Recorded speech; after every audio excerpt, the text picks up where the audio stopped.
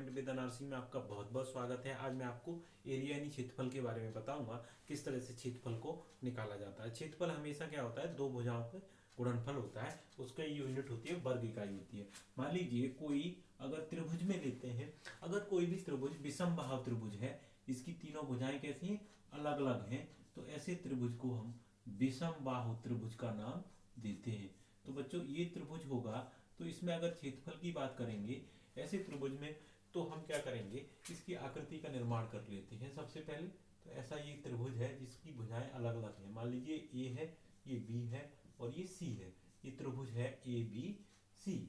अब इससे विषमबाहु त्रिभुज में अगर हम क्षेत्रफल की बात करते हैं, एरिया की बात करते हैं, तो इसका एरिया निकालने के लिए आपको हीरो फॉर्मूला यूज करना होगा, एस एस माइनस बी और एस माइनस सी। एस जो होती है ये अर्ध परिमिति होती है किसी भी त्रिभुज की, जहाँ एस आपका क्या निकलेगा, a plus b plus c by two, जिसे हम हीरो फॉर्मूले के नाम से जानते हैं। साथ ही साथ अगर ये समद्विबाहु त्रिभुज हो तो इसमें क्या हो जाएंगी, दो भुजाएं समान हो जाएंगी, तो ऐसे त्रिभुज को समद्विबाहु त्रिभुज कहते हैं। तो इसके एरिया निकालने के लिए एस एस माइनस ए, दो भुजाएं समान है, दूसरी एस माइनस बी कर सकते हैं। तो इस तरह से अगर इसकी अर्ध परिमिति निकालेंगे तो ये एस यहाँ कितनी हो जाएगी, 2a plus B by two.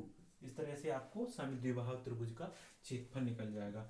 अगर मान लीजिए कोई भी त्रिभुज है, अगर वो समकोण त्रिभुज है, यानी एक कोण इसका समकोण हो, तो इसके लिए आपको क्या करना होगा, इस टाइप की त्रिभुज बनाएंगे तो आपको समझ में हो जाएगा। ये आपका आधार हो जाता है और दूसरा ऊपर क्या हो जाती है, ऊंचाई हो जाती है। तो इसका क्षेत्रफल निकालने के लिए आपको 1/2 आधार इंटू ऊंचाई, इस तरह से क्या होता है, समकोण त्रिभुज का क्षेत्रफल निकल जाता है। ये त्रिभुज क्या है, समकोण है, इसमें ये कर्ण होता है बच्चों।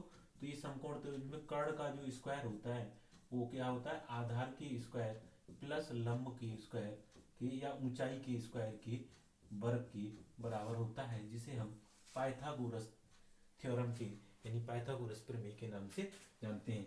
आई होप आपको समझ में आ गया होंगे।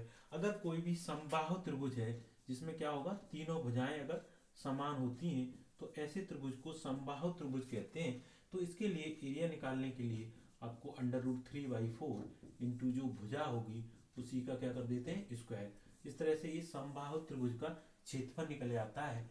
ऐसे त्रिभुज को समबाहु त्रिभुज कहते हैं। मान लीजिए इसमें तीनों भुजाएं अगर समान है, तो आई होप आपको समझ में आ गए होंगे कि त्रिभुज के क्षेत्रफल किस तरह से निकाले जाते हैं।